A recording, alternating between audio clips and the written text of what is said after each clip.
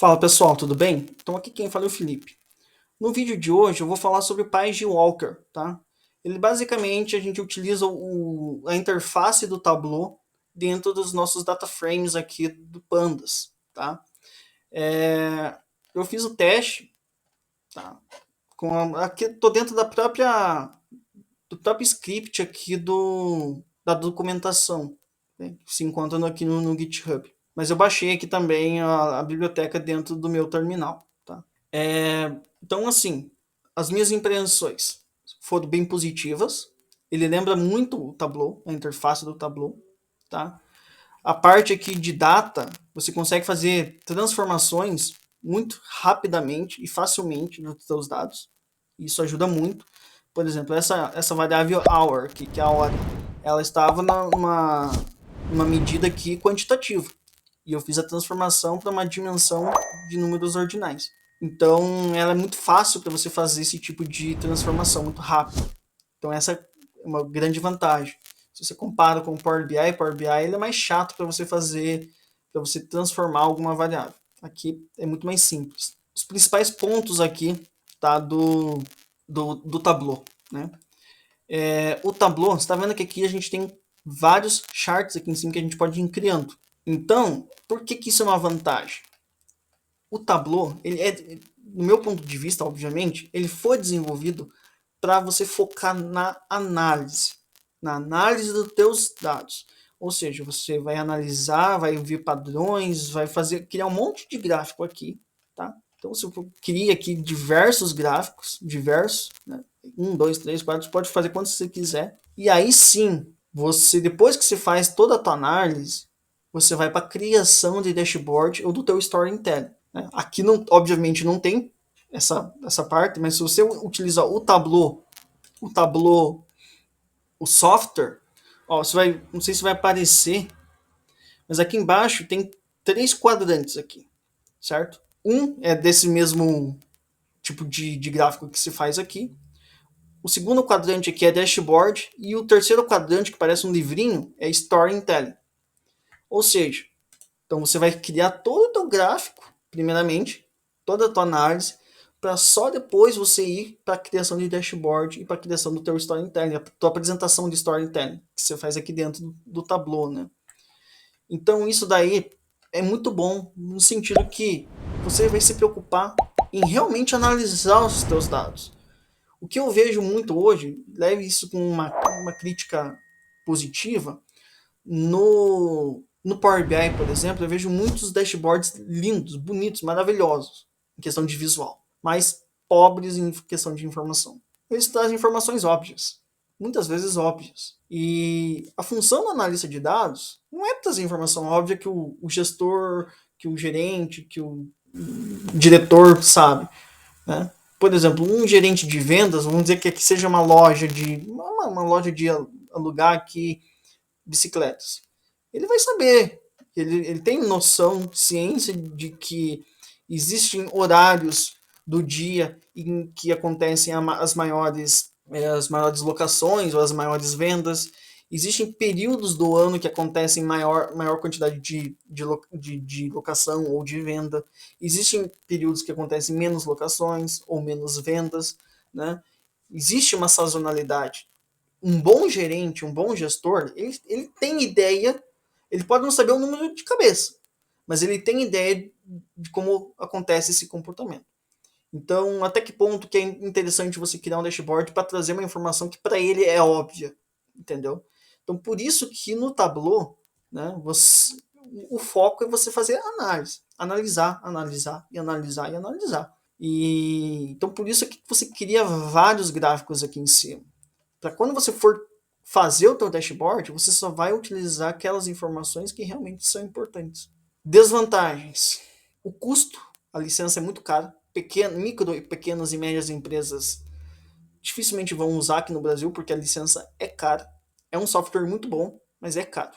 O segundo ponto são as conexões dos dados. Tá?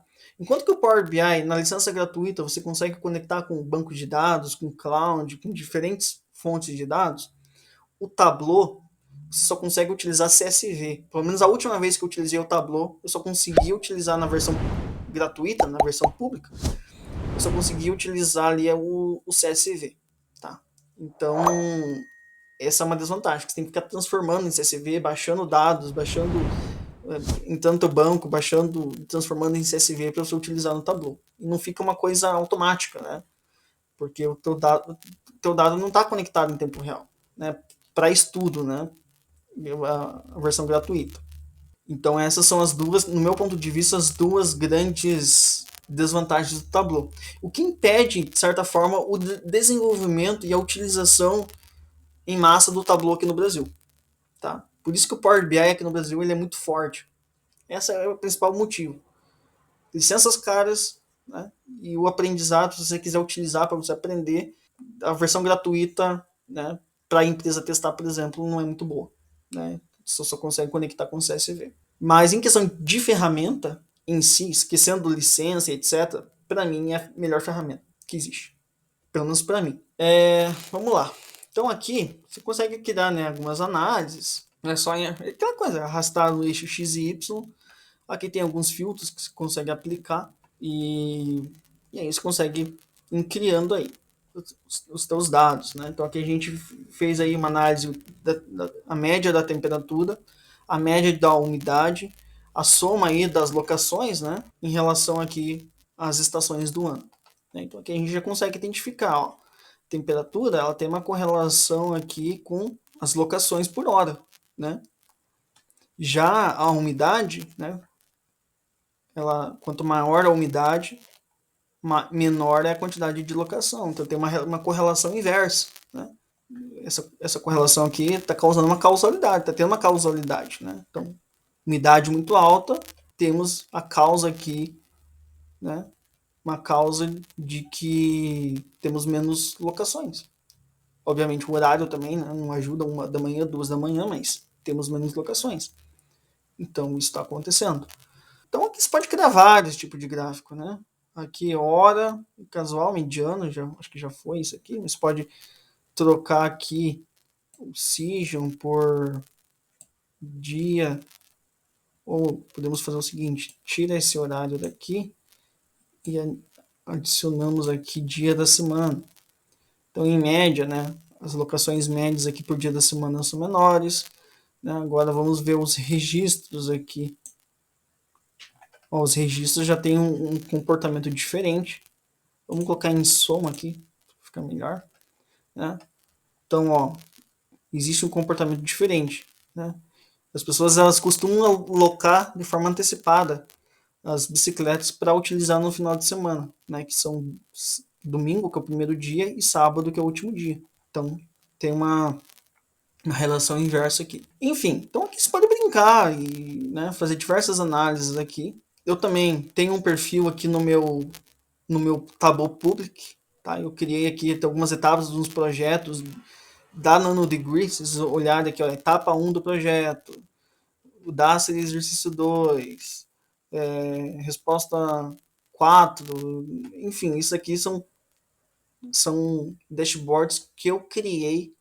Tirando esse Melbourne House aqui, Prediction, os outros foram projetos que eu criei dentro. E então, por exemplo, esse aqui, se vocês olharem no meu GitHub, vai ser o projeto 6, se não me falha a memória, é onde a gente faz segmentação de clientes, tá? Então a gente tem uma base de dados de vendas de diferentes tipos de produtos, de vários supermercados da mesma rede, e aí você tem que fazer a segmentação desses clientes, dessas lojas, na verdade, né? Então você tem que segmentar essas lojas, né, com base nessas vendas, e aí o segundo problema era utilizar ali dados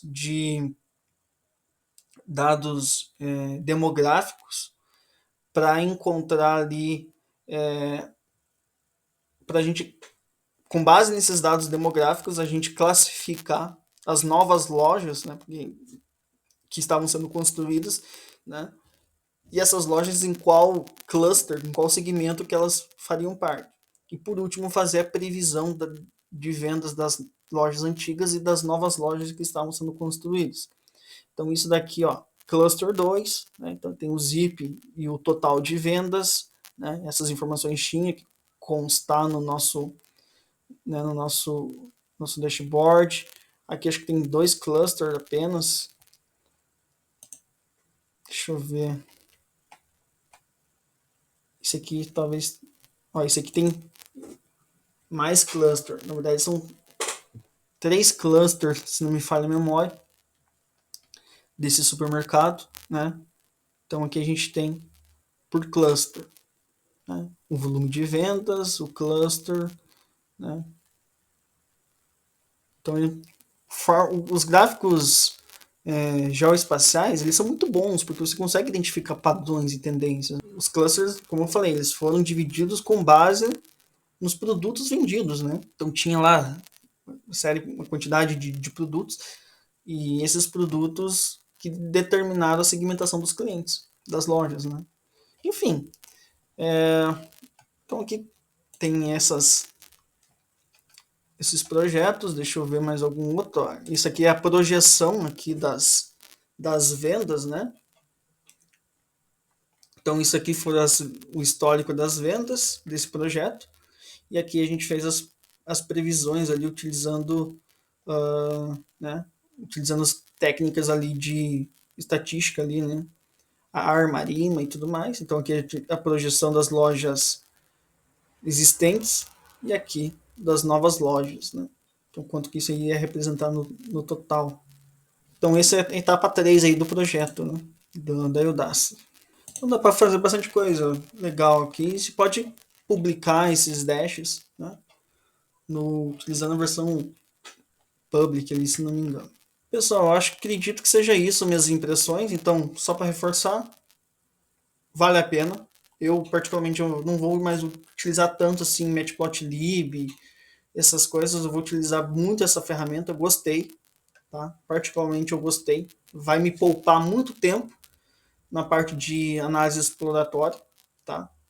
Então, eu gostei muito dessa ferramenta em si para criar os gráficos e pretendo utilizar muito agora, a partir de agora. E é isso, pessoal. Se vocês tiverem alguma coisa, eu concordo com que o meu ponto de vista aqui da ferramenta, do Tableau, do Power BI, né, discordo, coloque nos comentários aí, né? E é isso. Muito obrigado e até a próxima.